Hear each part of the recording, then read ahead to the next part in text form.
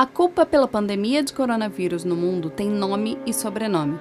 É do Partido Comunista Chinês. E se você ainda tem alguma dúvida a esse respeito, precisa chegar até o final desse vídeo. Não, a China não criou o novo coronavírus em laboratório. Esqueça as teorias da conspiração. O novo coronavírus é uma tragédia anunciada. E para entender exatamente como isso aconteceu, é preciso primeiro visualizar essa história em ordem cronológica, numa linha do tempo.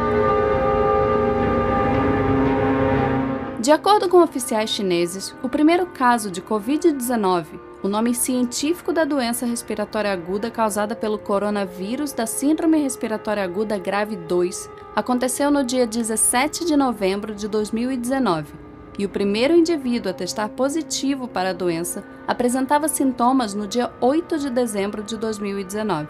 A falta de condições sanitárias de um mercado de animais silvestres em Wuhan, prática comum num país que não oferece segurança alimentar, foi fundamental para o surto.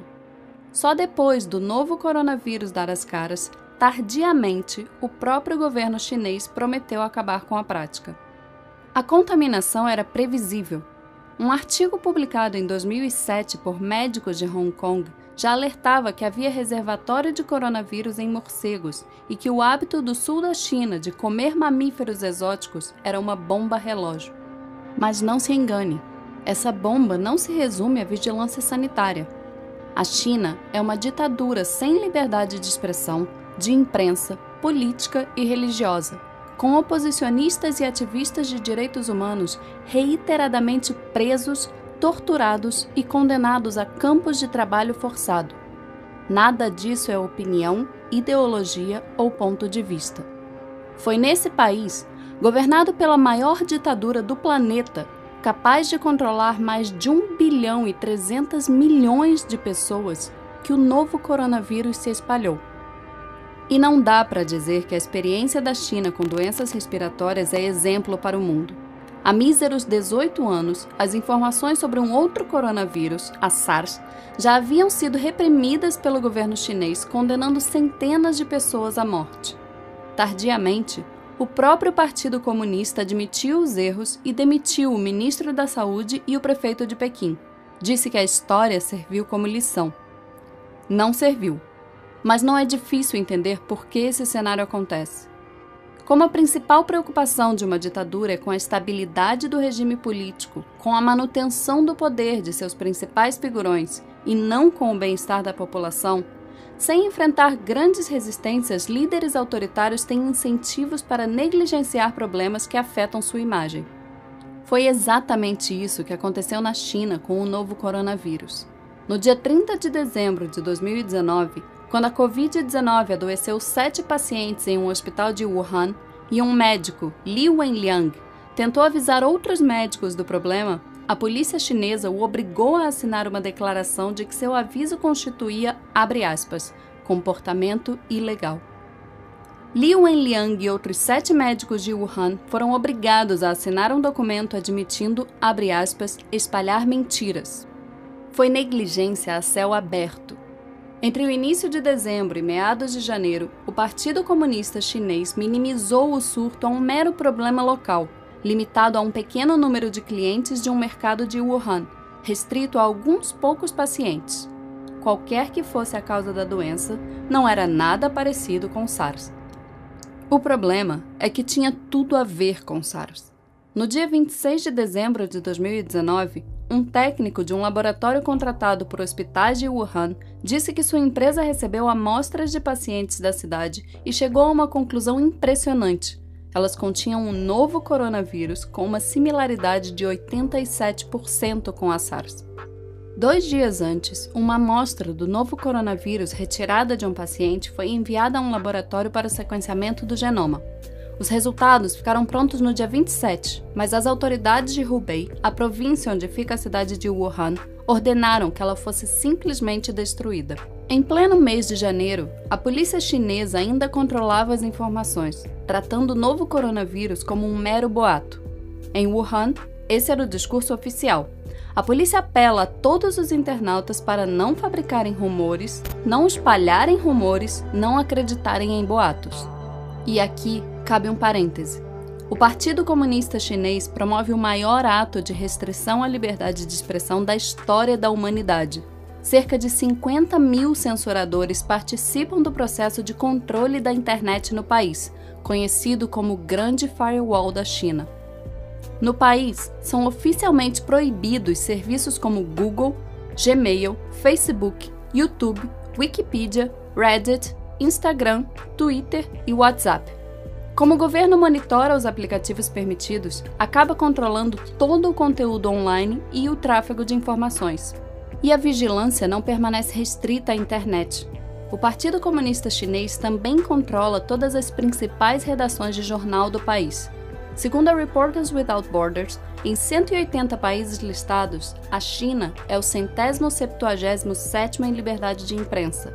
Não há acesso no país à BBC, New York Times, The Guardian, Wall Street Journal, Reuters, Time ou NBC. Controlando a internet e os veículos de imprensa, o Partido Comunista Chinês não teve qualquer dificuldade em atrapalhar o fluxo de informações da população sobre o coronavírus, colaborando ativamente para que o surto se transformasse numa pandemia. Li Wenliang, um médico whistleblower citado há alguns minutos nesse vídeo, só foi liberado da prisão no dia 3 de janeiro de 2020, depois que assinou um documento assumindo a prática de atos ilegais. Li contou à CNN que sua família se preocuparia se ele perdesse a liberdade.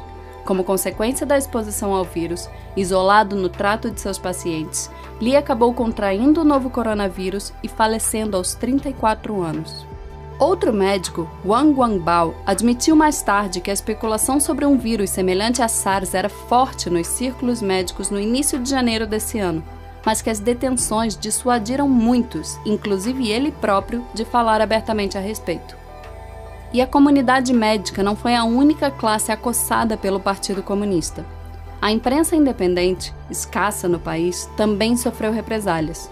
Em fevereiro, 2 jornalistas chineses, Fan Bin e Shen Qiushi, desapareceram depois de trabalharem na cobertura do coronavírus em Wuhan e denunciarem as supressões de informações e as ameaças do governo. Qiushi entrou no topo da lista da One Free Press Coalition.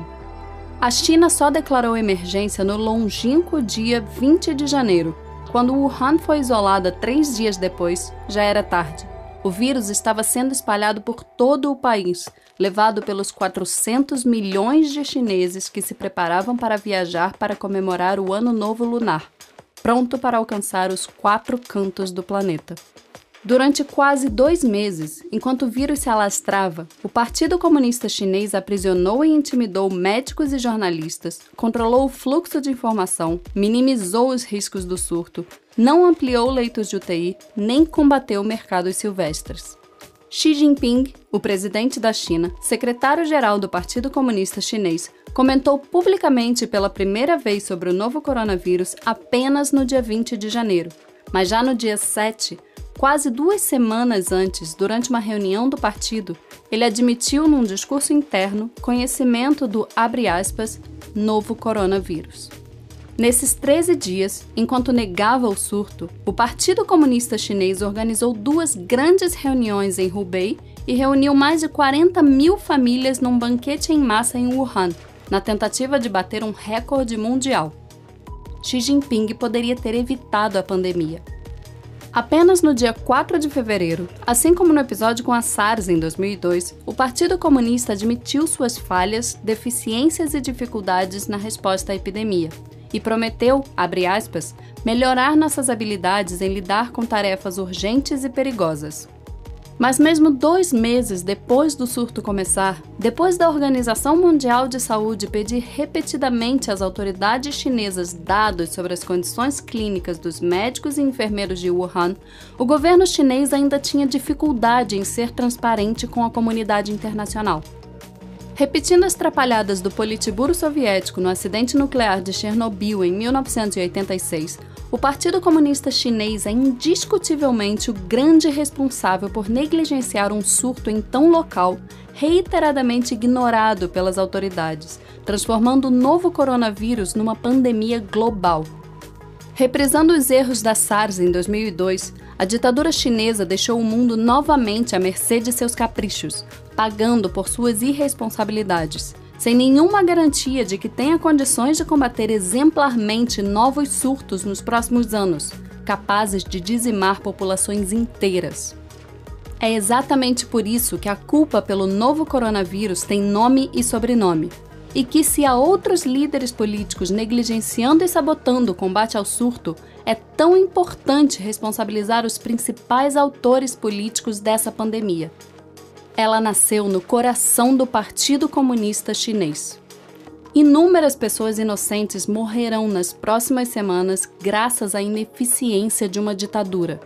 Outras tantas podem sucumbir nas próximas décadas, repetindo os estragos gerados pela SARS e o novo coronavírus, caso a humanidade continue cruzando os braços com os descasos da maior ditadura do planeta. A história será implacável.